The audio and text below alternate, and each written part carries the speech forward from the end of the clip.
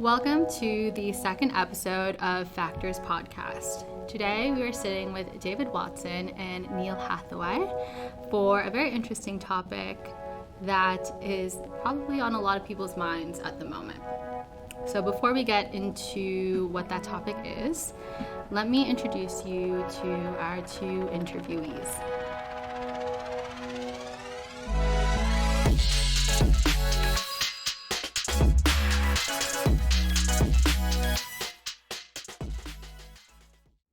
They're both executives at Factor.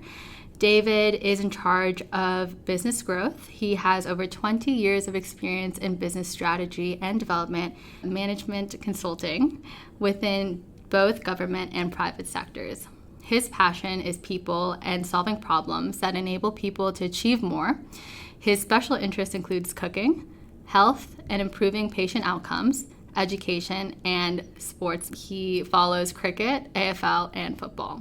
So if you follow those things, he is the one to go to. Neil leads our consulting function. So he has worked across federal government and commercial business, both in Australia and the UK. Neil is passionate about providing exceptional consulting services for clients to enable them to deliver real business value. Outside of work, Neil enjoys supporting the Canberra Raiders and wrangling his 3 small kids. So that's a little bit about them. Just to be clear, when I say football, I mean real football. Ooh, those are fighting words. So what do you mean by real football? Some people refer to it as soccer, I guess. Oh. I'm an American, so I have a very different view on what footy is versus football versus soccer. So the reason why we're sitting together and talking in this podcast is because we've seen a lot of government layoffs and tech layoffs. And for Factor, we're at that intersection between government and tech. A lot of the people that we hire are very concerned about the layoffs that both sides are seeing at the moment. According to Riot Act, an article published last November, more than 1,000 contractors were laid off at Service Australia, with many losing their jobs with little notice right before Christmas. Notice of termination have already been issued to hundreds of contractors, mostly highly paid ICT specialists, as the federal government begins to roll out its cost cutting on the massive consultancy spending in the Australian public sector. And similarly, we've seen this massive tech layoff happening globally, and Australia is not an exception. Tech companies have laid off like 101,000 plus workers in the first 6 weeks of the year, which is equivalent to 64% of the total tech company layoffs for all of last year, for all of 2022. Yeah, a lot of people are concerned at the moment. Computer World Australia gave that statistic out. It's pretty concerning. And from our conversations colloquially, David, you mentioned that amongst your peer group or just the people in your network in Canberra, they've definitely been feeling it. We wanted to put out this podcast to tell people like, hey, you're not crazy for feeling a bit nervous about this. This is definitely happening. And what can you do to armor yourself or stay ahead of whatever's happening at the moment? So just for those who aren't familiar with the ebbs and flows of work in Canberra, can you enlighten us, David, as to what the landscape of work is in relation to the federal government agencies? Because it's an interesting cyclical nature of the federal government, like taking in work and then also releasing work. But right now, it seems pretty dramatic.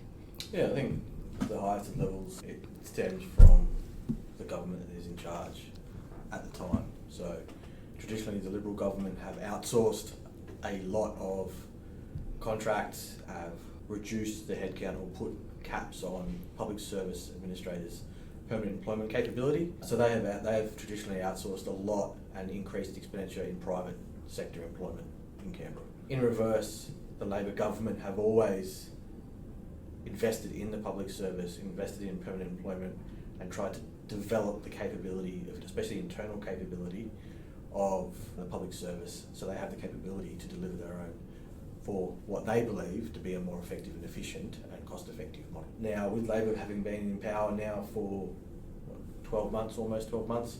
They're going through the second budget cycle. It's a long-term strategy where they need to invest further in the internal public service, but recognise the need for external expertise and consulting on specialist activities, including ICT. So what's happening with ICT at the moment where they're letting go of all these specialists in the government? So what's happening now is they've done a first cut because of programs natural ending, budget constraints, reduced funding for specific departments such as Services Australia, Agriculture and a few other departments where they're tightening the belt, which is unfortunate to some extent, but also it's a natural cyclical part of how government in Canberra operates. So we saw it coming and we prepared ourselves to be able to mitigate any risks for the factor business based on what we knew, what we thought was coming from our personal experience. I've been through these waves before, and when budgets are constrained, it becomes a matter of prioritisation, and that applies equally for the big tech companies as it does to government. So the government still has to provide a range of services, and they need to make choices about which ones they do and the extent that they provide them.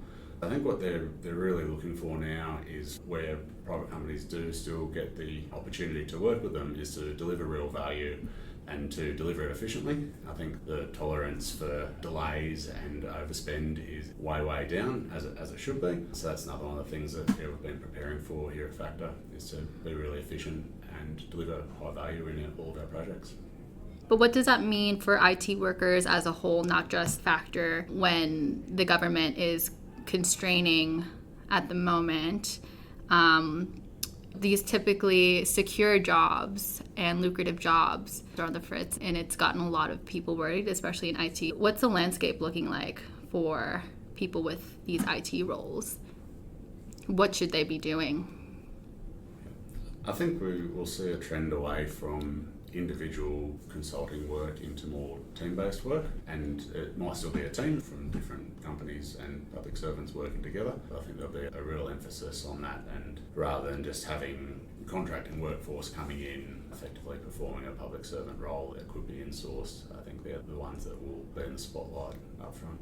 Yeah, you touched on an interesting point there, Neil, because I think basic administration functions and more what you would refer to as standard public service roles, so a policy officer or an administrative officer or an executive assistant, for example, in my experience, should definitely be a in-sourced role.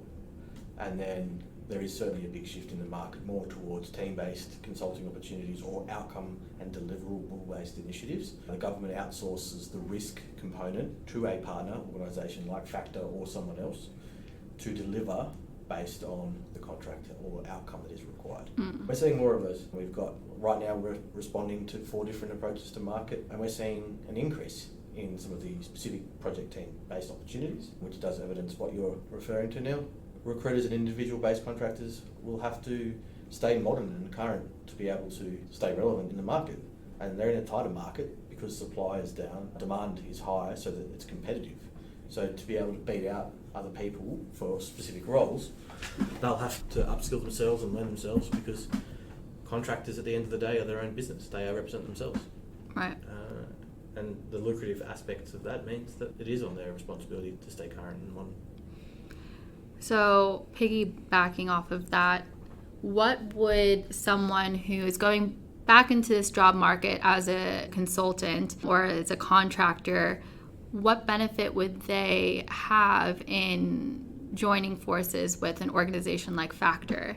Again, I think it's interesting from a broader political perspective. There has been an uplift from a policy perspective from Labor to increase the SME, so Australian SME-owned business participation in consulting or contracting and procurement with government to 20% from 10%, and they're starting to move towards actually reporting against that requirement.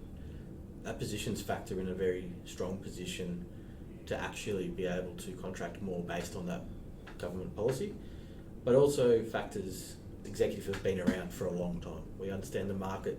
We have relationships with most of the major government departments. We understand what's coming, what's going, what we see the workload being over the next 18 months. So I think we're in a very privileged position, but furthermore we also have what I believe a rather unique value proposition for both contractors, but more importantly permanent staff. Neil, I'd be keen to sort of get your thoughts, being the most recent executive starter and your experience today, even from our Factor Friday offsite where we have all our team together, sharing, participating, having laughs and learning from each other. It's rare to have a company that can create such a positive environment and actually invest in its people. In reality, it's the cost of the top line, but what we see as a vast improvement to the bottom line of our business. Yeah, that's right, David. And as we speak, we're upstairs doing a podcast, and we've got an open plan office room where we have the whole company in there working on various initiatives. Some of those are internal initiatives, some of them are trying to build new offerings that we can take out to our clients, and others are upskilling on their professional certifications. So all of that working together creates a fantastic cultural buzz. It's to the benefit of all of the people as well, because if you're out there in a professional role and you're doing the same job and not upskilling, eventually your skills and the value of those deteriorate. So by continually investing in the people there, we make sure everyone's skills stay relevant, and that keeps us relevant for our clients as well. Yeah. So at Factor, we have two arms. We have our permanent employees, and then we also have our contractors. And there are pros and cons to working with us in both capacities, and I'd like to ask David to speak on Candace's behalf, who is our hiring manager, as to the pros and cons of coming and joining Factor as a permanent employee or as a contractor. Yeah, so I think as a permanent employee or a consultant within Factor, we try and generate a real value proposition and differentiate ourselves through a really positive culture through various initiatives such as Factor Friday, or as simple as Coffee Connect, which is a 15-minute check-in every day during the week, and if you can attend that, you get to talk to your colleagues and share stories. We have initiatives internally around consulting bonuses, helping with sales, helping with different aspects of business. So you can learn not just what your role is, but you can learn and grow around how you can manage a business or support a business or contribute to the culture more broadly. And for me, I think that's a really big differentiator for us. On the flip side, being a contractor with Factor, I think in market, a personalised touch, and without speaking out of school for Candace, her ability and personal touch to each individual contractor and onboarding is exceptional. The client feedback is great, the contractor feedback is great. If you looked on LinkedIn today, for example, there's Candy Bee Fan Club t-shirt exercise going on. I didn't know that. Yeah, which is brilliant, right? So you go to our LinkedIn page and see that one of our other executives, Rob Hartley, has initiated a Candy Fan Club, and it was purely off the feedback of both our contractors and our clients, which is fantastic. And to do that, that's time and effort and care and compassion that you don't get from the normal recruitment organisations. Our values span all our service towers or streams of activity of business, and again, big differentiator. And we have contractors who now bring us business, who say we have an opportunity that we want to contract with, require a vehicle to do that, and they come to us to do that. So it's a give and take situation with our relationship with our contractors.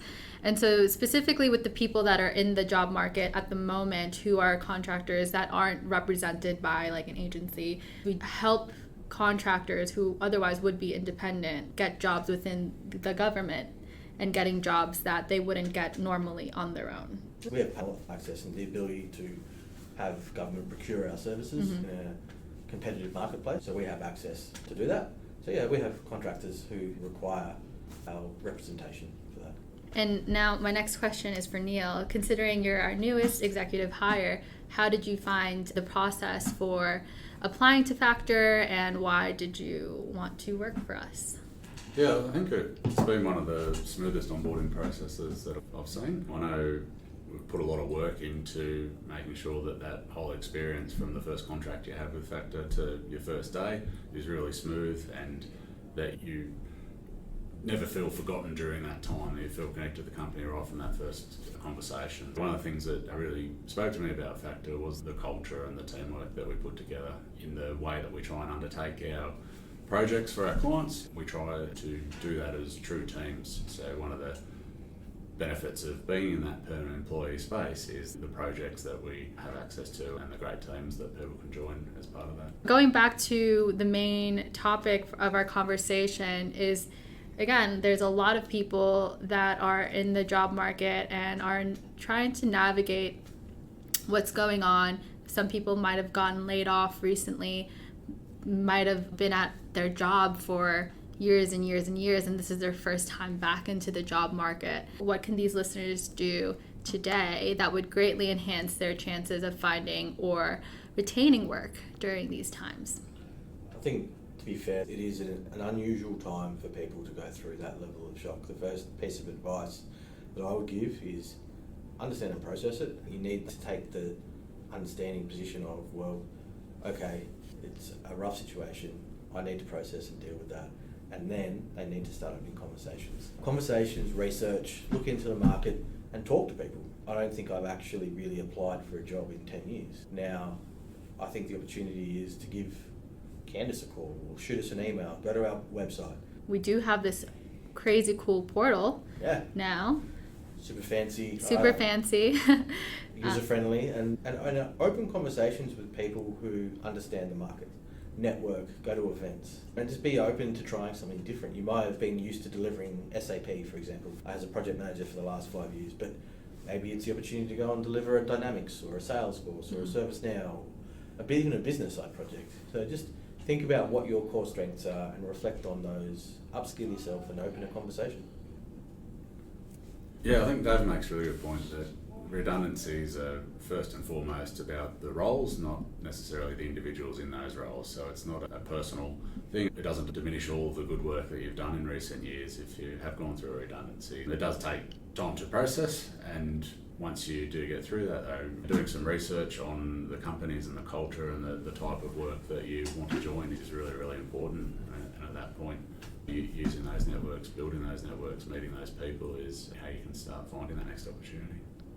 I know we mentioned Candice briefly and the rave reviews that people who have worked with her in the past have said about her. What was the name of her fan club? Candy B. Candy B. So she has so graciously created a cheat sheet for everyone that'll help people update their CV. So again, if you're in that camp where you've been in that role for ages and you're back in the job market and you're like, how do I make myself more competitive? She has created this cheat sheet, which you can download from our website, and the link to that will be in our show notes. So just a little peek into what that looks like. I will share some of the little golden nuggets of information from her many years as a talent officer that she has seen works best for applying to jobs that you really want to get. So some tips that she includes in her checklist is making sure you put your contact details, including your security clearance and location, at the top of your CV. That is one of the first things that we look for when we review a CV. And making sure that the format is simple and clear to read.